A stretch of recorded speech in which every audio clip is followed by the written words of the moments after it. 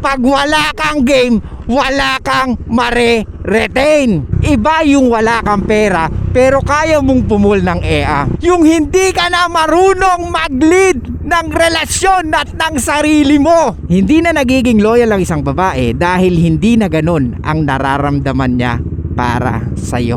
Sa kabila ng kanilang pag-cheat, nandiyan pa rin yung mga asawa nila. Pero it doesn't mean you can retain most of women. At iba ang loyalty at self-control ng EA. Iba ang ine-expect mo sa realidad na pwedeng ibigay sa'yo ng isang EA. Hey! What's up guys? Makulimlim na umaga sa inyong lahat.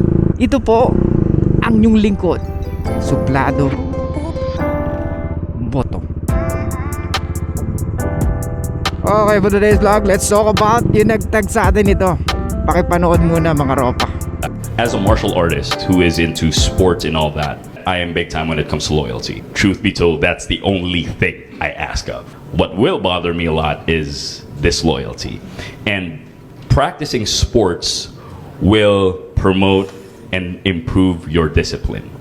Discipline relates to self-control. The reason you will not cheat on me is self-control. Men are men, which means that it's your job to police yourself. You should be able to guard yourself against these men, with or without me. So mga ropa, kung makikita nyo, ang pinapoint out dito ni Kuya is about loyalty. Na pag nasa into sports ka, matututo kang dumisiplina at matututo kang magkaroon ng self-control, which is totoo. And parang ginagawa niya ng analogy. At yun ang kanyang analogy, na pag nasa sports ka, iba yung loyalty mo sa sports mo at iba yung self-control mo. Karamihan sa ating mga lalaki, or majority sa ating mga lalaki, of course, gusto natin sa babae is yung loyal sa atin, di ba? Siyempre, biruin mo ba naman, gagawin mo ang mga bagay-bagay na baga bibigay natin sa isang EA yung mga pangangailangan niya sa kabila ng pagiging loyal nila. Kahit nga wala na sila ganong ginagawa. Kumbaga, bibigyan natin sila ng magandang buhay na kanilang inaasam sa abot ng ating makakaya.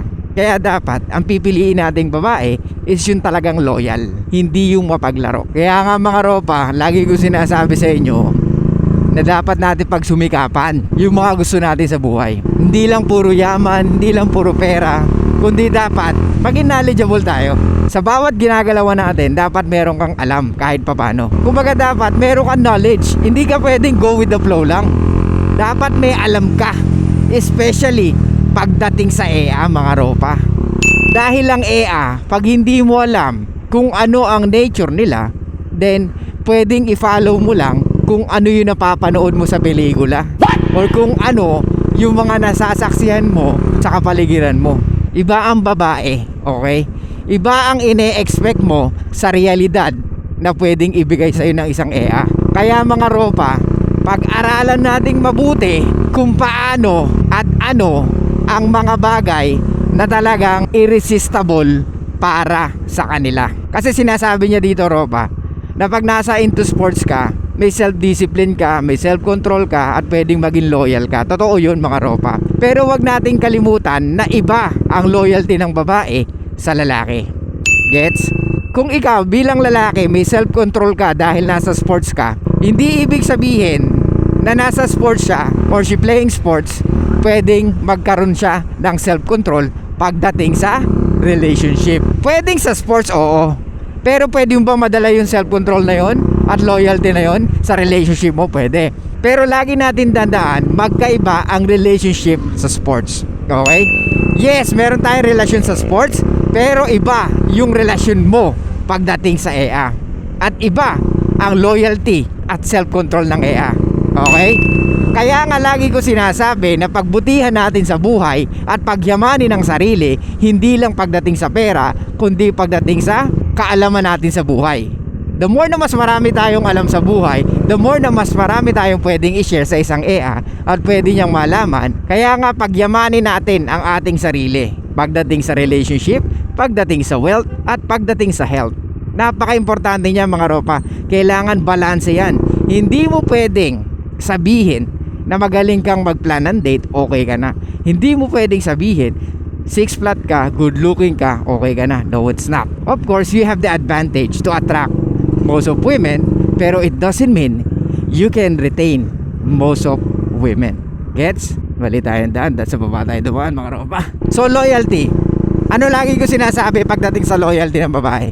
Kung gusto mo maging loyal sa iyo ang iyong EA, of course, unang-una, dapat may boundaries ka. Dapat alam niya yung mga bagay na gusto mo at yung mga bagay na ayaw mo. Hindi ka pwedeng laging mapagbigay sa kanya at hindi ka pwedeng laging walang disiplina. At hindi ka pwede na walang disiplina sa relasyon na binibigay mo. Hindi porket babae siya, i-spoil mo. Hindi porket babae siya, pagbibigyan mo lagi. Tandaan mo, ikaw ang lalaki, ikaw ang maglilid ng relasyon. Ikaw ang ipapalaw ng babae. Men leads, women follow, sabi nga nila. So, pag hindi mo nabibigay o pag hindi mo na papakita sa kanya yung isang pagiging leader sa relasyon, of course, pwedeng mawalan siya ng gana along the way. Pwedeng nung una gustong-gusto ka niya, faithful siya sa'yo, love na love ka niya, pero nakikita niya na wala kang ginagawa para sa buhay mo, para sa relationship mo, at para sa purpose mo. What do you expect? Do you think women will stay? Of course not. Ang babae, the more na mas nakikita niya na may ginagawa ka para sa purpose mo, mas gusto niya yon. Kaya nakatuon ka sa oras niya. Kung loyalty ang pag-uusapan, hindi kailangan lagi na nasa sports ang isang babae. Kung gusto mo madisiplina or maging loyal sa iyong isang EA, dapat meron ka na mga hinahanap niya at hindi niya makikita sa iba. Ganun ka simple mga ropa. Kung ikaw yung lalaki na maraming kayang ibigay, mentally, emotionally, spiritually, and of course financially, lahat na kaya mo ibigay sa kanya, do you think titingin pa siya sa iba? Or do you think may chance na makatingin siya sa iba? No. Di ko naman sinabing dapat maging Manny Pacquiao ka or maging McGregor ka. Sa kabila ng kanilang pag-cheat, nandiyan pa rin yung mga asawa nila. Kasi nga, wala silang makikitang kapalit ng asawa nila. Imagine mo ikaw si Jinky. Hindi ka pwede mag-inarte, hihiwalayan mo si Pacquiao, di mas malaki na wala sa'yo. Di ba? Kung yung asawa naman ni McGregor, hindi niya rin, di ba, merong kaso si McGregor na parang nang assault siya, sexual assault sa babae. So nag-fine siya doon, di ba? Alam ko malaking binayad niya. Hiniwalayan ba siya na asawa niya? Of course not. Kahit mambabae yung mga ganong lalaki, napakaliit ng porsyento na iwan siya ng kanyang babae. Why? Dahil alam nila na wala silang makikitang kagaya ng mga asawa nila. Pero hindi natin kailangan maging ganun mga ropa. Pero ang sinasabi ko dito, sa ginagalawan natin, lahat ordinaryo. Kaya nga kung ibibigay mo ay puro ordinaryo sa isang EA, huwag kang mag-expect na mare-retain mo ang loyalty ng isang EA. Ang loyalty ng EA ay base sa kanyang nararamdaman para sa'yo. Hindi na nagiging loyal ang isang babae dahil hindi na ganun ang nararamdaman niya para sa'yo. Kahit into sports pa siya sa buhay niya, kung ang nararamdaman niya ay hindi nakagaya ng una niyang naramdaman sa'yo, huwag kang mag-expect na magiging loyal siya sa'yo. What? Iba na yung suplado, paano ko malalaman na mag-start na siya hindi maging loyal? Pag nawala ka na ng trabaho, ropa. Pag hindi niya na nararamdaman or hindi mo na napaparamdam yung mga dating pinaparamdam mo sa kanya, yung hindi niya na nakikita na may purpose ka sa buhay mo, yung hindi niya na nakikita na magiging mabuti kang ama ng magiging anak nyo, yung hindi ka na marunong mag-lead ng relasyon at ng sarili mo. Kaya ropa, anong lagi ko sinasabi? Pagyamanin natin ang sarili natin sa kaalaman. Hindi lang puro pera mga ropa.